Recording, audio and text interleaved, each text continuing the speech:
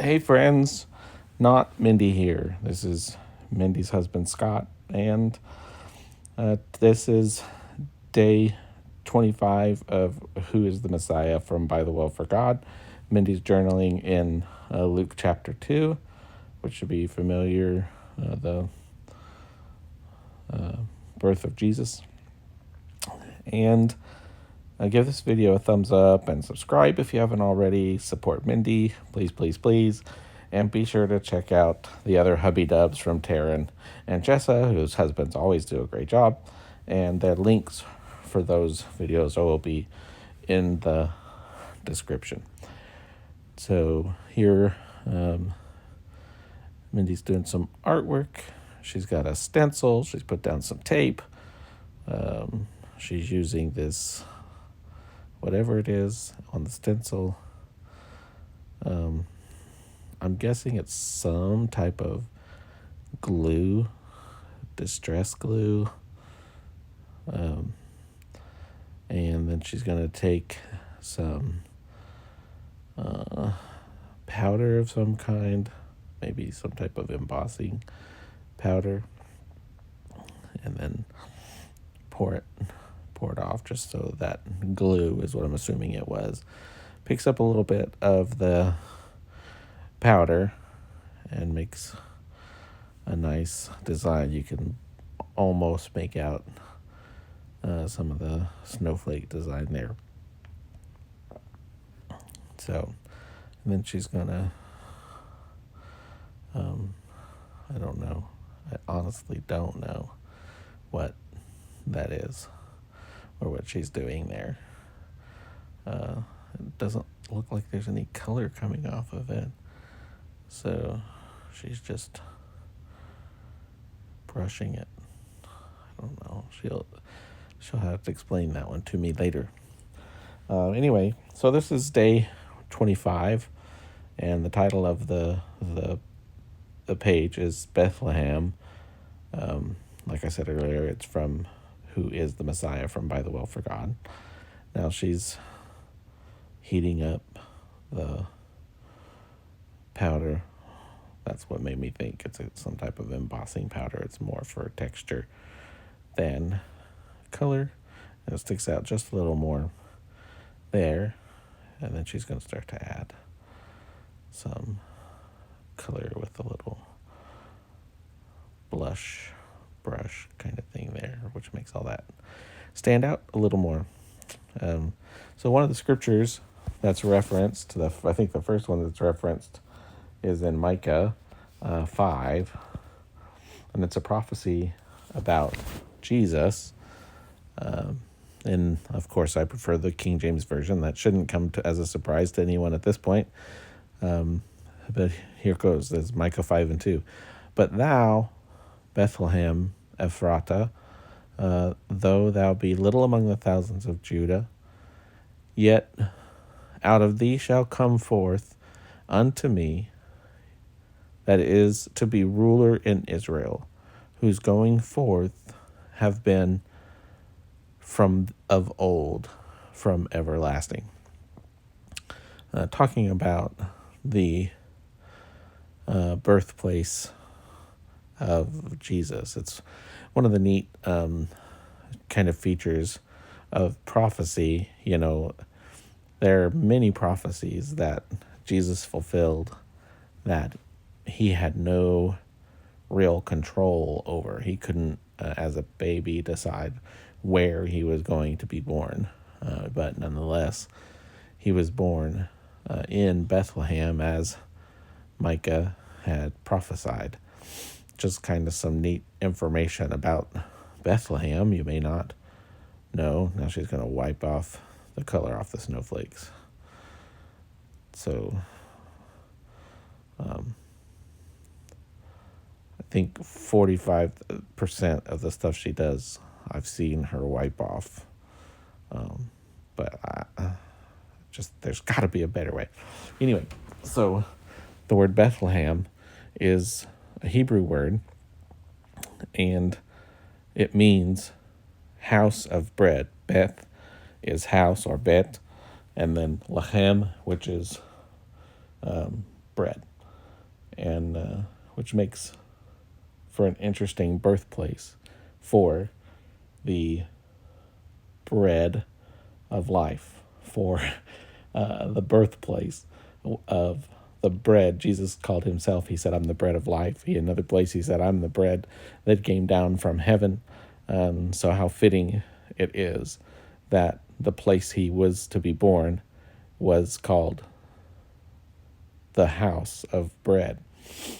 And Ephrata, I think I looked up some meaning of that, and has something to do with fruitfulness, or place of fruitfulness, or something like that. So again, another fitting title for him to be born. So now she's using this stamp, and she added the ink, but there was ink in places she didn't really want there to be ink.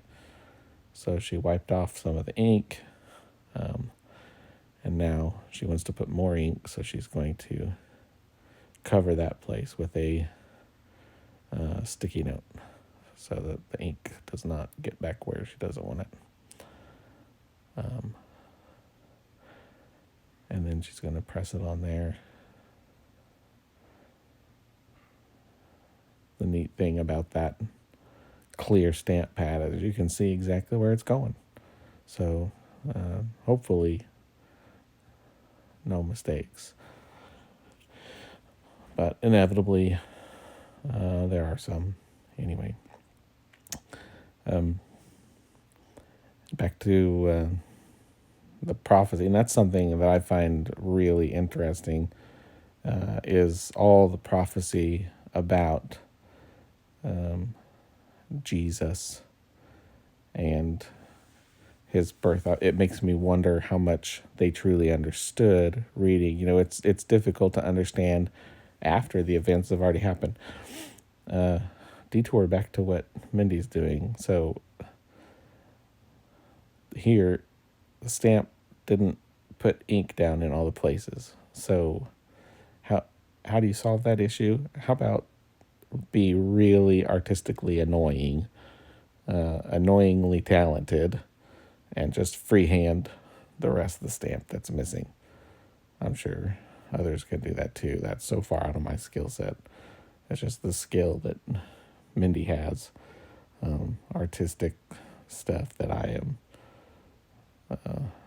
not even close to being capable. So she's going to add the details back in that are missing, and I roll. Anyway, so it makes you wonder how much they understood. Like I said, it's hard to understand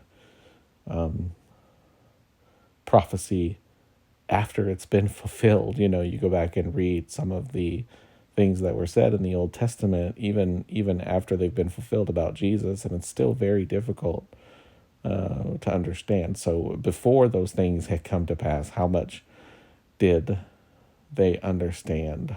Did they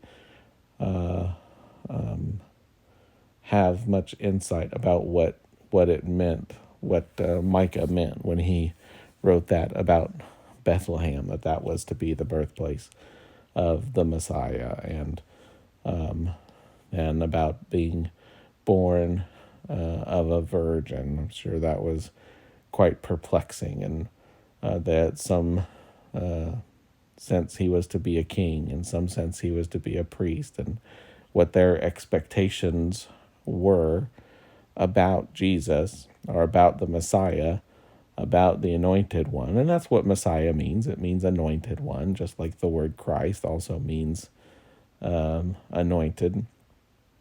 So those are just translations, from Messiah to Christ to anointed. Those are all the same idea. But they had preconceived ideas about what their Messiah would do.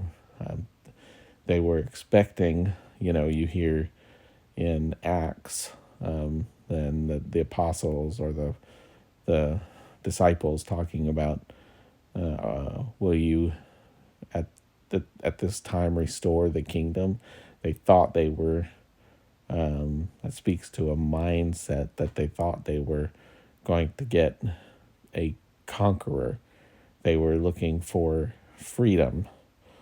Now she's adding some watercolor to add color to the little town scene here. They were expecting someone to come and save them. They wanted someone to save them from the oppression of Rome. You know, they had been, for most of their history, subject to foreign rule in Jerusalem and in Judea, and in Israel. They were subject to foreign rule, starting with Babylon, and then going on through the years, Babylon to Medo-Persia to Greece and Rome. There may be a short amount of time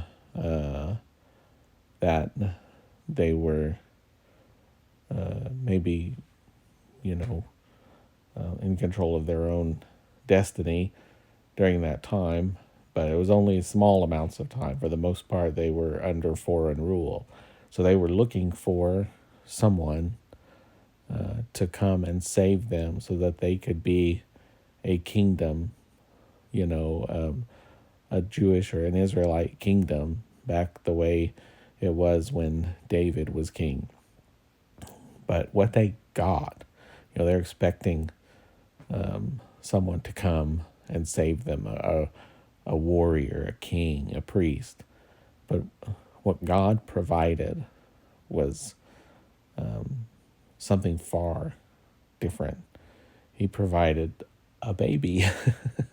When they were looking for a king, God provided his son in the person of Jesus Christ as a baby, and the freedom that they truly needed and didn't understand, which was freedom from sin, freedom from death. That is the ultimate liberty that God knew that they needed, and why he provided his son instead of sending a warrior or something like that. And it speaks somewhat to our expectations today. A lot of people think that the next step is for Jesus to come back, split the skies open, and redeem the world. That's really not the next step. The next step is for him to show himself in his people. All right, here you go.